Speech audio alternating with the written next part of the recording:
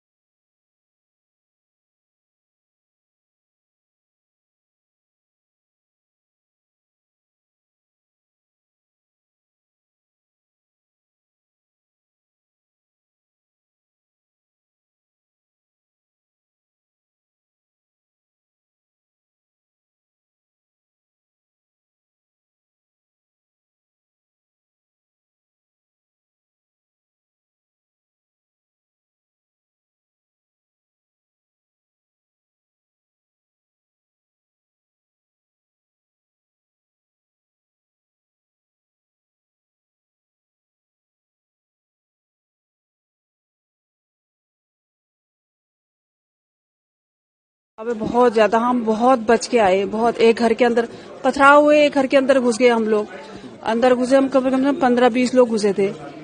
उसके बाद बाहर से जो है फिर उन्होंने आग लगाने की कोशिश करी, पथराव करे, सब कुछ करा उन्होंने। बड़ी मुश्किल से जान बचा के आए हम लोग। फिर हमारा फोर्स काफी देर बाद हमारा फोर्स आया, फिर निकल गए। जो पत्थर लगे ऊपर से इधर उधर से बहुत कंडीशन खराब, बहुत ज्यादा, बहुत मुश्किल से बच के आए हम लोग। आज कितने लोग थे, कितने लोग?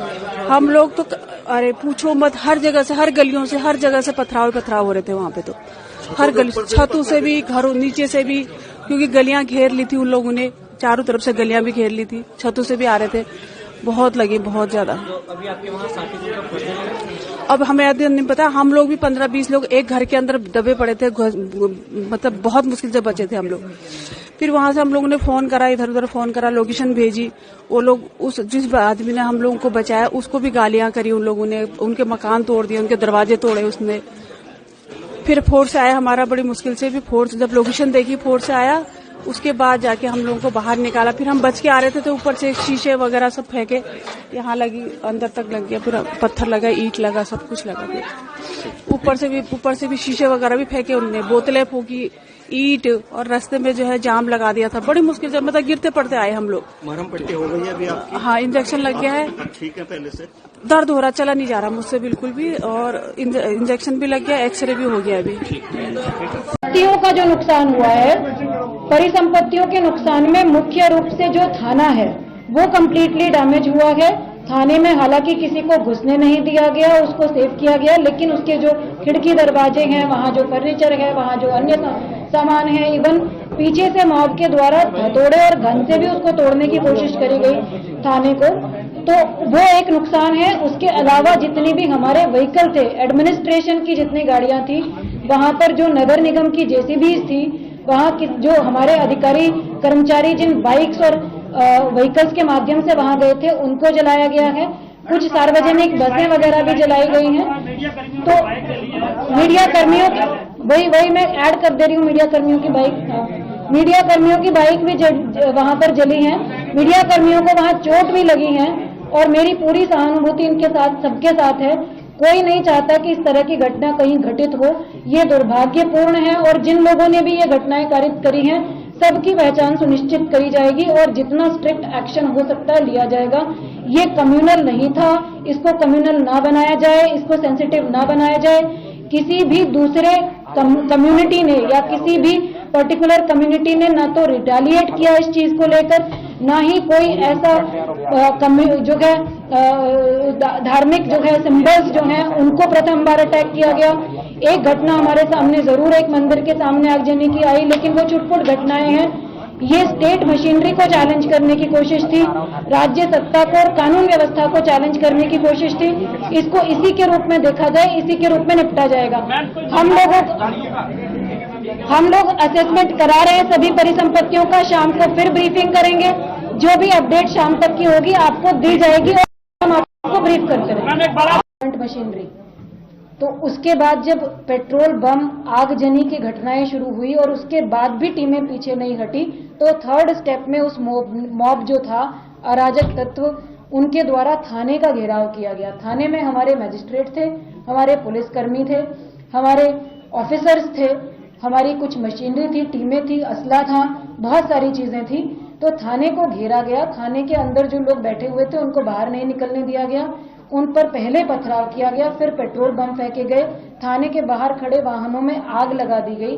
उसका जो धुआं था आगजनी का, वो धुआं सारा थाने में भर गया और अंदर जो ऑफिसर्स थे उनको सफोकेशन होने लगा। तो पहले अनाउंस करा गया, आंसू गैस के गोले छोड़े गए, अनाउंस करा गया लाउड स्पीकर पर कि आप लोग डिस्पर्स हो जाएं, अन्यथा हमको बल प्रयोग करना पड़ेगा। उसके बाद पानी की बौछार भी अग्निशमन के माध्यम से करी गई ताकि उस आग को बुझाया जा सके और जो लोग अंदर फंसे हुए हैं उनको सफोकेशन से बचाया जा सके, ये भी किया गया। उसके बाद भी जब वो मॉब डिस्पर्स नहीं हुआ तो कुछ जगह से ये सूचना आई कि जो रिवॉल्वर होते हैं या वैध या अवैध है वो सब जांच का विषय है। जो भी असलहे हैं, जो भी आर्म्स हैं, उनके माध्यम से कुछ फायरिंग स्टार्ट करी गई थाने पर डायरेक्टली, थाने में अंदर जो टीमें थी उन पर डायरेक्टली। उसके बाद जो है फोर्स इस्तेमाल करने के आदेश दिए गए, कर्फ्यू इम्पोज करा गया, फायर ओपन करने के आदेश दिए गए, कमर के नीचे फायर ओपन करने का हमारे स्थानीय मजिस्ट्रेट ने वहां ऑर्डर किया। इस स्थिति को देखते हुए, हमारी टीमों की सुरक्षा को देखते हुए, उसमें फोर्स हमारा जो मैक्सिमम यूज हुआ वो थाने के प्रोटेक्शन में यूज हुआ। बाकी जगह पर ज्यादा फोर्स यूज करे बिना सिर्फ अपने आप को असर्ट करते हुए, अपने आप को प्रोटेक्ट करते हुए किया गया। पत्थरों के माध्यम से पत्थर बरसाने शुरू करे गए चारों तरफ, जो छतें हैं उनके माध्यम से। मैंने आपको 30 तारीख की फुटेज दिखाई, किसी छत पर कोई पत्थर नहीं था। तो जिस दौरान ये सारी विधिक प्रक्रिया चल रही थी, जब हम सुनवाई कर रहे थे, माननीय उच्च न्यायालय सुनवाई कर रहा था, तो छतों पर पत्थर उस दौरान इकट्ठे करे गए। इसका मतलब इट वाज प्लान्ड कि जिस दिन भी डिमोलिशन ड्राइव होगी हम उस दिन इस तरह से फोर्सेस को अटैक करेंगे, इस तरह से डिमोरलाइज करने की कोशिश करेंगे स्टेट मशीनरी को। तो पत्थरों का अटैक हुआ जब हमारी टीम पीछे नहीं हटी, हमने डिमोलिशन ड्राइव को जारी रखा हमारे ऑफिसर्स ने। उसके बाद जब पहली मॉब जो आई पत्थरों के साथ, उनको डिस्बर्स कर दिया गया, तो दूसरी मॉब आई जिनके हाथों में पेट्रोल बम थे, जो फ्यूल होता है उसकी प्लास्टिक की बॉटल्स थी, उसमें उन्होंने आग लगा कर फेंकी। आप लोगों ने वीडियो फुटेज में भी देखा, आप लोग अभी तक सब कवर भी कर चुके हैं। ये फेंका गया, ये भी अनप्रोवोक्ड था, बिल्कुल प्रोवोक नहीं किया गया था।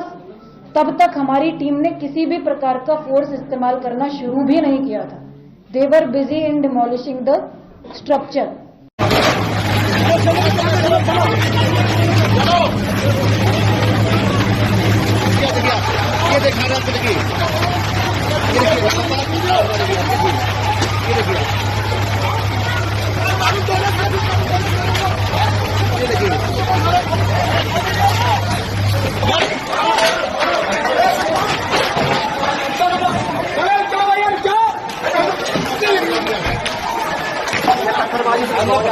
अरे जावेद कॉल करने कौन कर रहा है यार?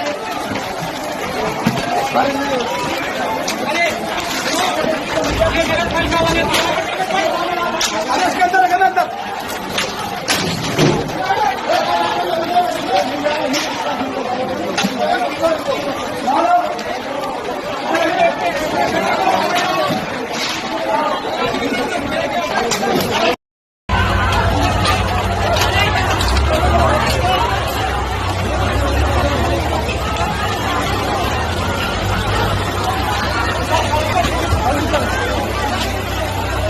अरे भटजी का है।